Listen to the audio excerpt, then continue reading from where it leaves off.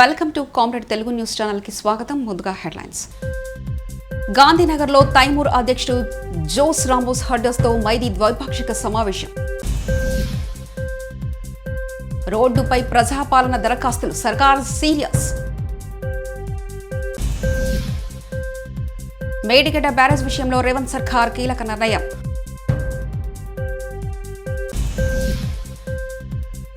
ఉపాధి కోసం పొరుగు రాష్ట్రానికి వెళ్తే ఓట్లు తీసేస్తారా చంద్రబాబు? ఎన్నికల సమయంలో వాలంటీర్లను దూరం పెట్టాలి పవన్ కళ్యాణ్.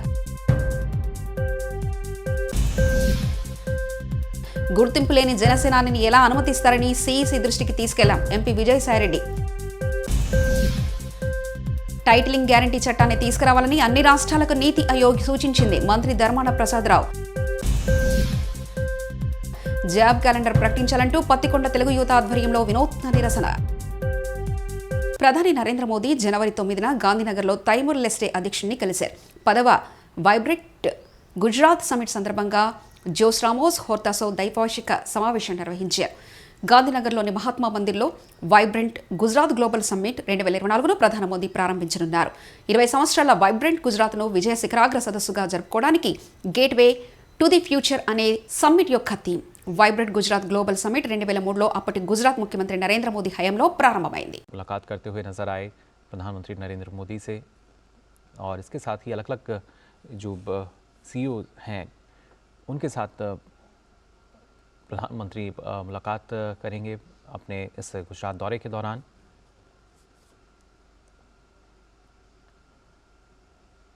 किस तरीके से देश में और बेहतर विकास की दिशा में आगे बढ़ा जा सकता है, इसको लेकर लगातार गंभीर नज़र आते हैं प्रधानमंत्री. और इसी सिलसिले में अगर देखा जाए गुजरात के दौरे पर हैं प्रधानमंत्री नरेंद्र मोदी और यहाँ पर इन कंपनीज के जो सीईओ हैं కాంగ్రెస్ ప్రభుత్వం అధికారంలోకి వచ్చిన వెంటనే కాళేశ్వరం ప్రాజెక్టులో జరిగిన అవకతవకలు బయటపడతామని, మేడిగడ్డ బ్యారేజ్ కుంగుబాటుపై విచారణ చేపడతామని గతంలో రేవంత్ రెడ్డి స్పష్టం చేశారు. అన్న మాట ప్రకారం కాంగ్రెస్ ప్రభుత్వం అధికారంలోకి వచ్చిన వెంటనే మేడిగడ్డ బ్యారేజ్ కుంగుబాటుపై సీఎం రేవంత్ రెడ్డి కీలక నిర్ణయం తీసుకున్నారు. మేడిగడ్డ బ్యారేజ్ కుంగుబాటుపై విజిలెన్స్ విచారణకు తెలంగాణ ప్రభుత్వం ఆదేశాలు జారీ చేసింది. ఆంధ్రప్రదేశ్ రాష్ట్రంలో ఇన్ని అక్రమాలు జరిగిన సందర్భమే లేదని, తన రాజకీయ జీవితంలో ఎప్పుడూ ఇలాంటి పరిస్థితులు చూడలేదని తెలుగుదేశం అధినేత మాజీ సీఎం చంద్రబాబు నాయుడు అన్నారు. రాష్ట్ర పర్యటనకు వచ్చిన సిఈసి బృందాన్ని జనసేన అధినేత పవన్ కళ్యాణ్, చంద్రబాబు కలిశారు. అనంతరం చంద్రబాబు మీడియాతో మాట్లాడుతూ అన్ని విషయాలు కమిషన్కు వివరించామన్నారు. అధికారాన్ని దుర్వినియోగం చేసి దొంగ ఓట్లు చేర్చారని, ఆధారాలతో సహా దొంగ ఓట్లపై సిఈసికి ఫిర్యాదు చేశామన్నారు. మహిళా పోలీసులతో బిఎల్ఓలుగా పెట్టారని, టీడీపీ జనసేనపై 7,000 అక్రమ కేసులు పెట్టారని చంద్రబాబు మండిపడ్డారు. అన్ని విషయాలు కూడా చాలా స్పష్టంగా వారికి ఎక్స్ప్లెయిన్ చేశాం. నా సుదీర్ఘ రాజకీయ చరిత్రలో కానీ పవన్ కళ్యాణ్ గారు కూడా రాజకీయాల్లోకి రావడమే కాకుండా రాజకీయాలను వాచ్ చేస్తూ ఉండడం కానీ, ఇవన్నీ చూసిన తర్వాత ఎప్పుడూ జరగనటువంటి అరాచకాలు జరుగుతున్నాయి. ప్రజాస్వామ్యాన్ని అపహాస్యం చేసే పరిస్థితికి వస్తున్నారు. ఇంతవరకు మీరు చూస్తే కేసులు అయితే మా మీద విపరీతంగా బుక్ చేసి, అంటే ఎక్కడ కూడా పనిచేయకుండా చేయడం కోసం రాజకీయ పార్టీల్ని, రాజకీయ పార్టీల కార్యకర్తల్ని, లేకుంటే అందులో పనిచేసే వ్యవస్థని మొత్తం సర్వనాశనం చేయాలి, నిర్వీర్యం చేయాలని ప్రయత్నం చేశారు. ఇప్పుడు ప్రజల్లో ఉండే తిరుగుబాటు చూసిన తర్వాత హోల్సేల్గా ఓటర్స్ అందరినీ మార్చేయడం, దొంగ ఓట్లు వేసుకోవడం ఇలాంటివి చేస్తే తప్ప సాధ్యం కాదనే కన్క్లూజన్కి వచ్చారు. ఈరోజు ఒక ఎగ్జాంపుల్ ఇచ్చాం. ఒక్క చంద్రగిరిలో ఫామ్ 6 కింద 1,15,000 ఓట్లు ఇచ్చారు. దాంట్లో ఆంధ్రప్రదేశ్లోని ప్రతి నియోజకవర్గంలో నమోదవుతున్న దొంగ ఓట్లపై సిఈసికి ఫిర్యాదు చేసినట్లు జనసేన అధినేత పవన్ కళ్యాణ్ తెలిపారు. విజయవాడలోని నోవాటెల్ హోటల్లో కేంద్ర ఎన్నికల సంఘం నిర్వహించిన సమీక్షకు తెలుగుదేశం పార్టీ అధినేత చంద్రబాబుతో కలిసి ఆయన హాజరయ్యారు. ఈ సందర్భంగా మీడియాతో మాట్లాడిన పవన్, చంద్రగిరి నియోజకవర్గంలో దాదాపు 1,00,000కు పైగా దొంగ ఓట్లు నమోదయ్యాయని ఆరోపించారు. వైకాపా అధికారంలోకి వచ్చాక అక్రమ కేసులకు పెరిగిపోయాయని తెలిపారు. ఎన్నికల సంఘం మనం నిర్ణయం తీసుకున్నందువల్లే ఈ రోజున ఫుల్ ఎలక్షన్ కమిషన్ ఆంధ్రప్రదేశ్ విజయవాడలో రావడం జరిగింది. చంద్రబాబు గారు తెలుగుదేశం పార్టీ నుంచి 3 సార్లు ముఖ్యమంత్రిగా పనిచేశారు, ప్రతిపక్ష నాయకులుగా ఉన్నారు. ఆయన సుదీర్ఘమైన అనుభవంలో కూడా నేను ఎన్నిసార్లు ముఖ్యమంత్రిగా ఉన్నప్పుడు కూడా ఎలా జరిగినాయని చాలా బాగా వివరించారు.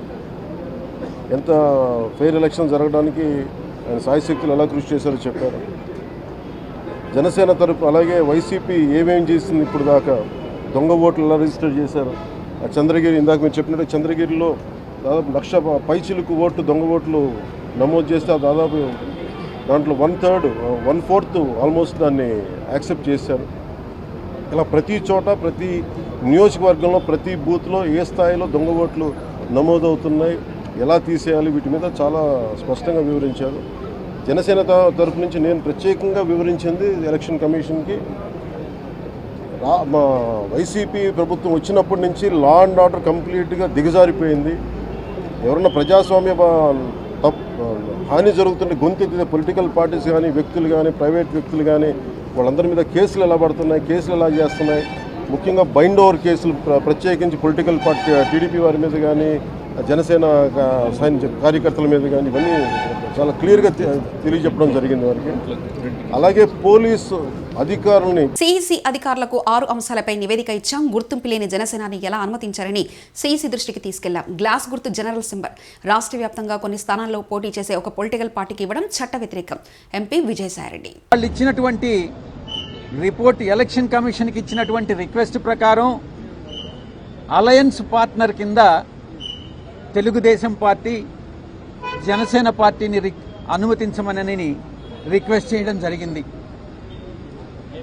ఇంకొక విషయాన్ని కూడా ఎలక్షన్ కమిషన్ దృష్టికి తీసుకొచ్చాం.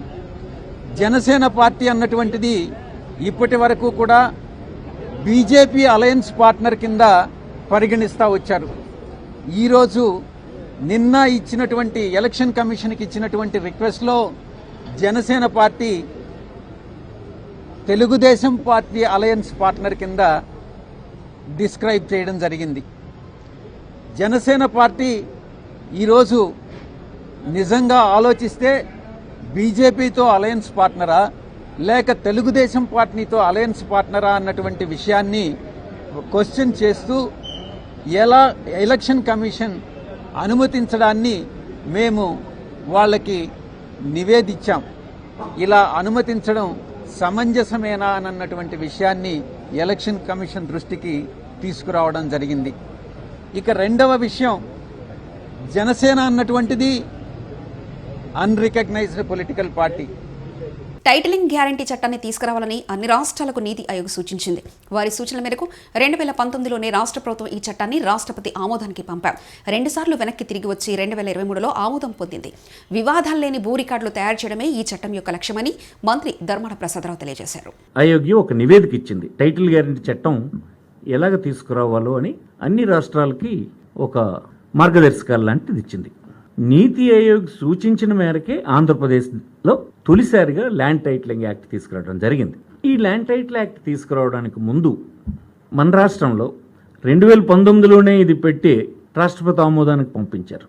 మళ్ళీ కొన్ని కొరీస్తో వెనక్కి పడిచింది. వస్తే మళ్ళీ దాన్ని 2023లో పంపించి రాష్ట్రపతి గారు ఆమోదం తీసుకున్న తర్వాత చట్టంగా రూపొందింది. ఇక్కడ కొంతమంది రాష్ట్రంలో అభిప్రాయపడుతున్నట్టుగా ఇది ఆదరాబాదరగా చేసింది కాదు, దేశవ్యాప్తంగా జరిగినటువంటి ఒక ఎన్నో ఆశలతో ఎదురు చూస్తున్న ప్రజలకు 6 గ్యారంటీ పథకాలు ఎండమావులేనా?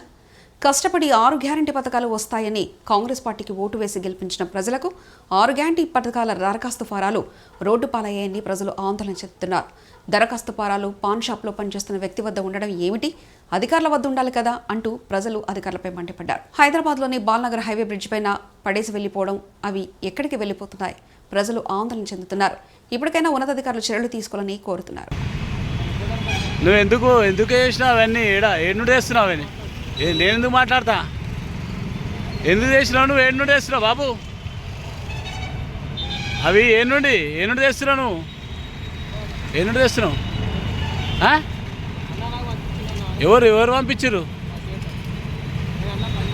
ఏ సేటు పంపించిండు? మీ అన్న ఎవరు? ఖలీల్ ఏడ పని చేస్తాడు? ఈసీఎలా? ఇప్పుడు ఏ మున్సిపాలిటీకి సంబంధించి తీసుకోబోతున్నావు? ఏ మున్సిపాలిటీకి సంబంధించి తీసుకుపోతురు చూపింది ఏ మున్సిపాలిటీకి సంబంధించి ఎవరు ఏ అన్నా ఏం పేరు మరి నన్ను ఎందుకు ఆగమంటారు ఆయత్ నగర్ ఫ్యామిలీ ఈడెందుకు కనిపిస్తున్నాయి ఇది కనిపిస్తే కుక్కడపల్లి కనిపించాలి ముసాపేట కనిపించాలి अरे देख वहाँ से कहाँ से गिर गया वो क्या है बताओ रेवंत रेड्डी का स्क्रीन का ये पेपर है रेवंत रेड्डी कहाँ से गिरा के तुम्हारे को बता दिया बताओ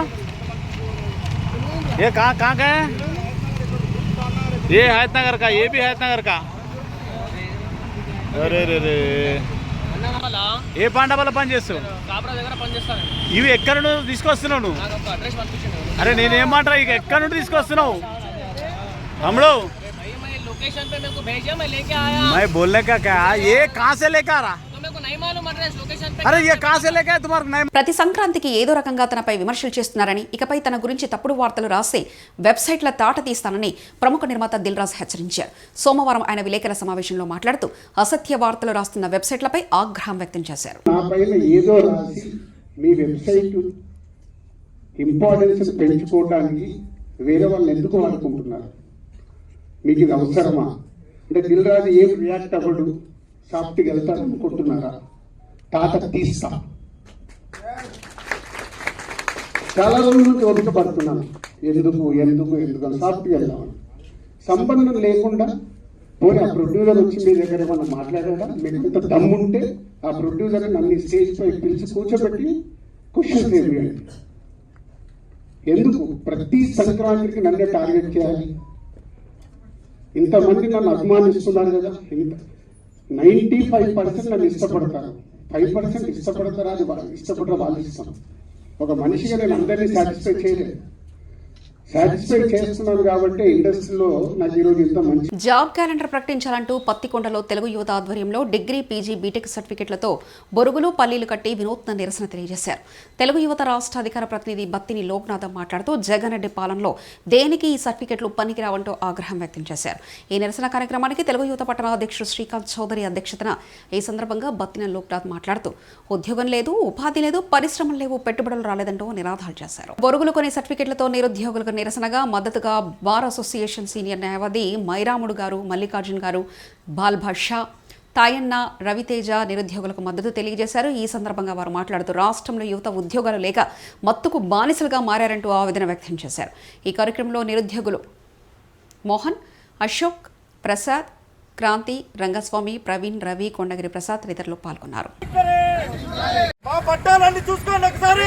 పొట్టాలు కట్టుకునే నాటికే వచ్చింది, మాకు ఏమిటికి పనికి రావడం లేదండి. ఈ రోజు 4 సంవత్సరాల 9 ఏళ్ళు పూర్తిగా వస్తుంది.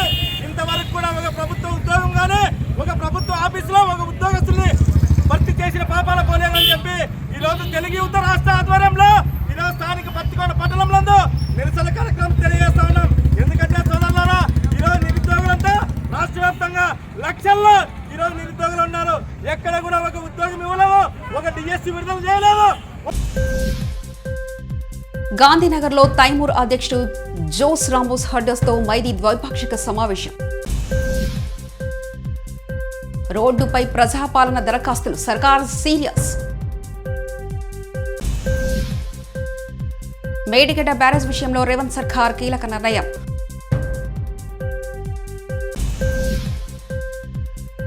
ఉపాధి కోసం పొరుగు రాష్ట్రానికి వెళ్తే ఓట్లు తీసేస్తారా చంద్రబాబు? ఎన్నికల సమయంలో వాలంటీర్లను దూరం పెట్టాలి పవన్ కళ్యాణ్.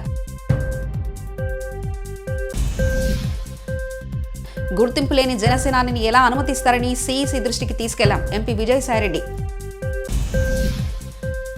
టైటిలింగ్ గ్యారంటీ చట్టాన్ని తీసుకురావాలని అన్ని రాష్ట్రాలకు నీతి ఆయోగ్ సూచించింది మంత్రి ధర్మాన ప్రసాదరావు. జాబ్ క్యాలెండర్ ప్రకటించాలంటూ పత్తికొండ తెలుగు యువత ఆధ్వర్యంలో వినూత్న నిరసన. ఇవి బులెటిన్ విశేషాలు. చూస్తూనే ఉండండి కామ్రేడ్ తెలుగు న్యూస్ ఛానల్. ప్రతినిధి ఒంటేరు రమేష్ చంద్ర పరకాల.